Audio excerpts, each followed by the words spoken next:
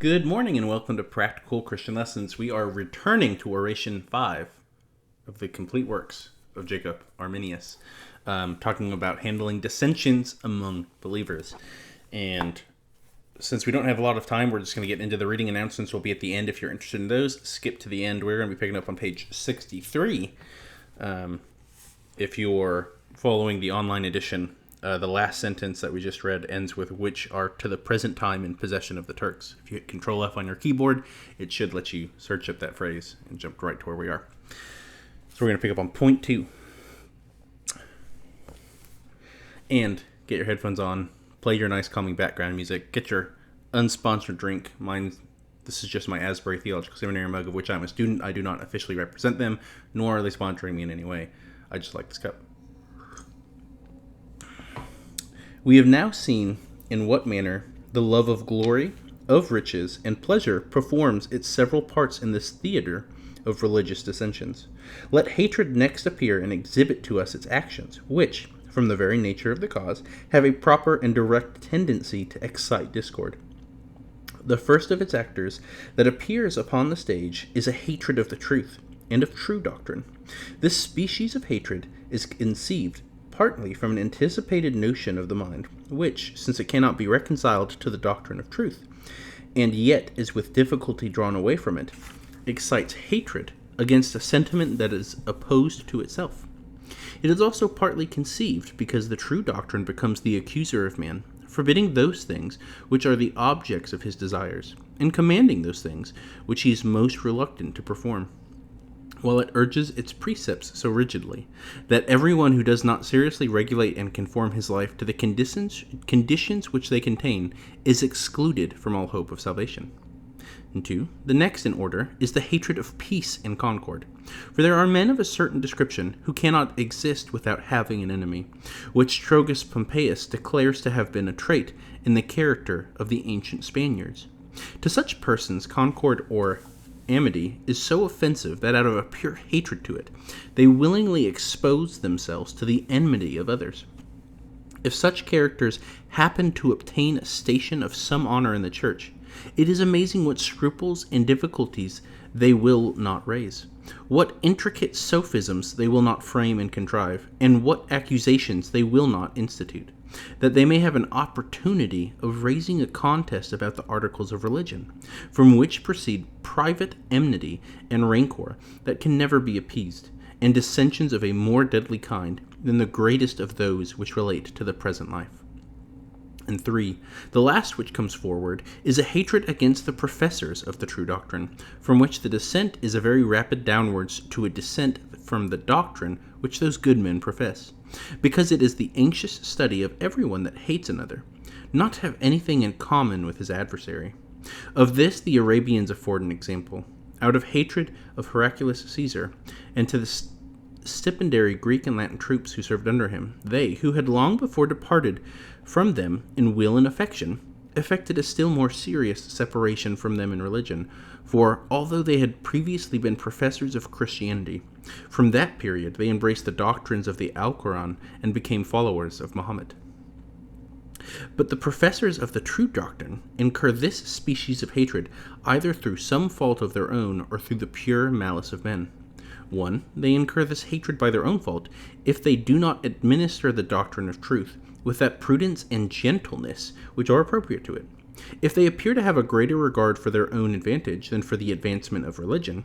And lastly, if their manner of life is in opposition to that doctrine, from all these circumstances a bad opinion is entertained of them, as though they scarcely believe the principles which they inculcate. 2, this hatred is also incurred by the father of another, because the delicate and lascivious hearts of men cannot bear to have their ulcers sprinkled and purified by the sharp salt of truth, and because they, within difficulty, admit any censors of their life and manners. With a knowledge of this trait of the human heart, the apostle inquires, "Am I therefore become your enemy, because I tell you the truth?" Galatians 4:16. For truth is almost invariably productive of hatred, while an obsequious complacence obtains friends as its reward.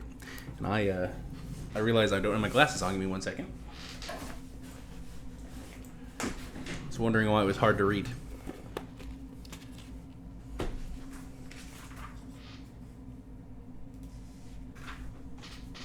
That's much better. The preceding appears to be the procuring causes of dissensions in religion, and as long as their efficacy endures, they tend to perpetuate these dissensions. There are other causes that we may justly class among those who perpetuate discord when at once it has arisen, and which prevent the restoration of peace and unity. This is point 3, by the way. 1. Among these perpetuating and preventing causes, the first place is claimed for the various prejudices by which the mind of the dissidents are occupied, concerning our adversaries and their opinions, concerning our parents and ancestors, and to the church to which we belong, and lastly, concerning ourselves and our teachers. The prejudice against our adversaries is, not that we think them under the influence of error, but under that of pure malice. And because their minds have indulged their humor in thus dissenting, this cuts off all hope of leading them to adopt correct sentiments, and despair refuses to make the attempt. 2. The prejudice against the opinions of our adversary is that we condemn them ourselves not only for being false, but for having been already condemned by the public judgment of the Church. We therefore consider them unworthy of being again brought into controversy and subjected anew to examination. And 3. But the preconceived opinion which we have formed concerning our parents and ancestors is also a preventative of reconciliation, both because we can account them to have been possessed of such a great share of wisdom and piety as rendered it improbable that they could have ever been guilty of error, and because we conceive favorable hopes of their salvation, which is very properly an opinion opposed to theirs. We acknowledge, very properly an object of our most earnest wishes in their behalf. But these hopes we seem to call in question. If an opinion opposed to theirs, we acknowledge any portion of the truth appertaining to salvation of which they have either been ignorant or have disapproved. It is on this principle that parents leave their posterity heirs as their property, so also of their opinions and dissensions. And 4. Besides the splendor of the Church, to which we have bound ourselves by an oath, dazzle our eyes in such a manner that we cannot suffer any persuasion whatever to induce us to believe the possibility, in former times or at present, of that Church having deviated in any point from the right way. 5. Lastly, our thoughts and sentiments concerning ourselves and our teachers are so exalted that our minds can scarcely conceive it possible either for them to have been ignorant, or not to have had a sufficiently clear perception of things, or for us to err in judgment when we approve of their opinions. So prone is the human understanding to exempt from all suspicion of error itself and those whom it loves and esteems. It is no wonder if these prejudices produce a pertinacity in eagerly defending a proposition once laid down, which is a most powerful impediment to reconciliation. 2 kinds of fear render this pertinacity the more obstinate. 1 is a fear that the disgrace which, we foolishly think, will be incurred if we acknowledge ourselves to have been at all in error. 2. The other fear is a fear which causes us to think that the whole doctrine is exposed to the utmost peril if we discover it even in one point to be erroneous. 3. In addition to these, the mode of action commonly adopted both towards an adversary and his opinion is no small obstacle to reconciliation, although that mode may seem to have been chosen for conciliatory purposes. 1. An adversary is treated in a perverse manner when he is overwhelmed by curses and reproaches, assailed with detractions and calumnies, and when he is menaced with threats of violence. If he despises all these things, which is not an uncommon occurrence when the testimony of his conscience is in opposition to them, 2 Corinthians 1:19, they produce no effect whatever. But if his spirit broods over them, his mind becomes disturbed, and like one stricken by the Furies, he is driven to madness, and is thus much worse qualified than before to acknowledge his error. In both these ways, he is confirmed rather the more in his own opinion, either because he perceives that those who use arms of this kind openly betray the weakness as well as the injustice of their cause, or because he draws this conclusion in his own mind. That is not very probable that those persons are instructed by the Spirit of truth, who adopt such a course of conduct. 2. But contention is rashly instituted against the opinion of an adversary. First, when it is not proposed according to the mind and intention of him who is the assenter. Secondly, when it is discussed beyond all due bounds, and its deformity is unseasonably exaggerated. And lastly, when its refutation is attempted by arguments ill calculated to produce the effect. The first occurs when we do not attend the words of an adversary with a becoming tranquility of mind and suitable patience, but immediately, and at the mention of the first word, we are accustomed to guess at his meaning. The second arises from the circumstance of no one wishing it to appear as if he had begun to contend about a thing of trifling importance.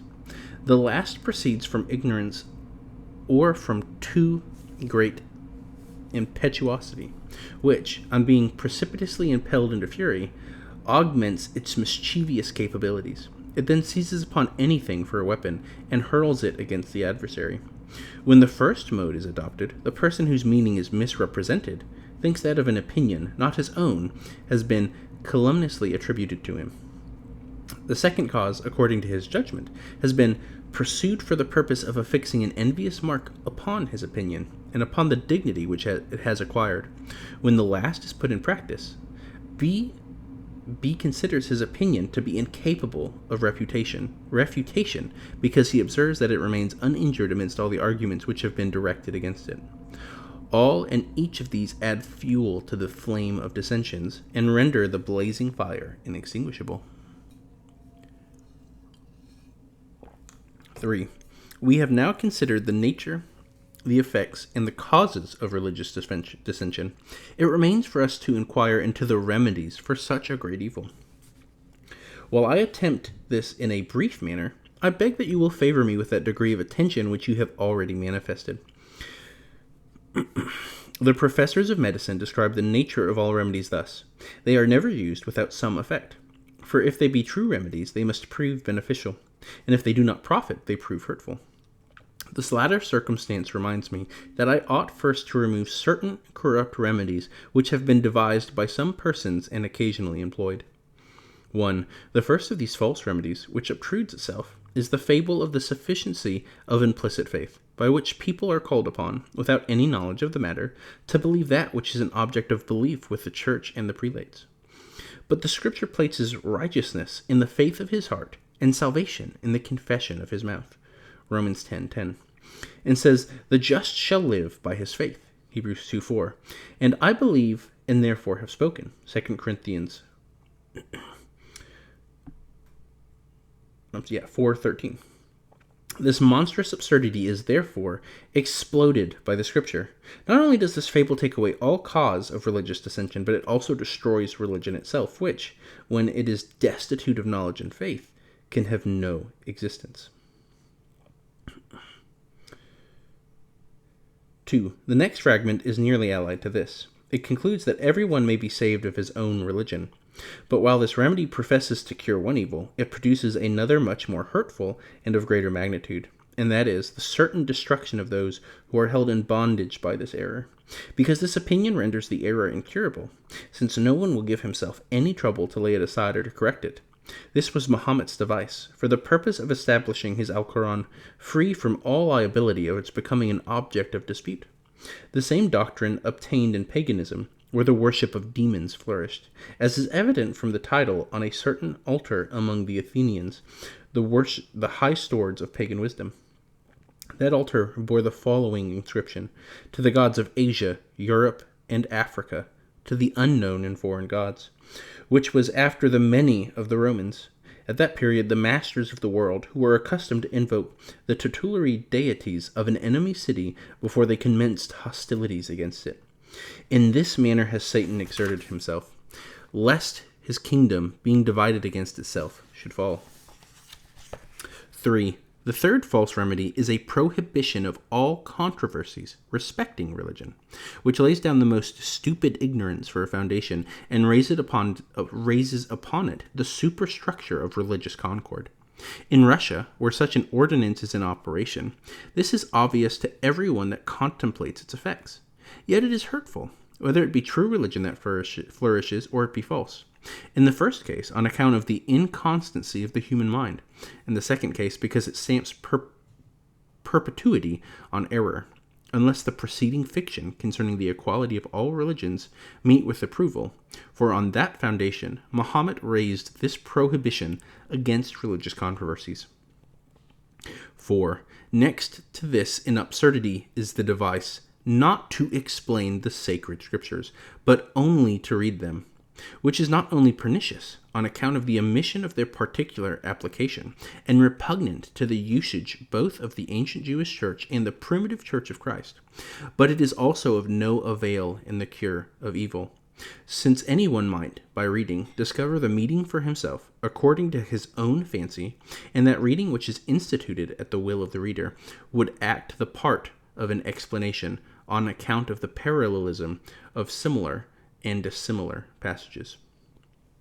And I will stop there because the next section it's a good one to start with. And I am unfortunately not as full on time as I normally have today. So a few just quick announcements. Of course, if you enjoyed this reading, as you can see, the title is part 5. Go check out our playlist. We have plenty of readings from Jacob Arminius to catch up on, and we will continue to read on it throughout the years.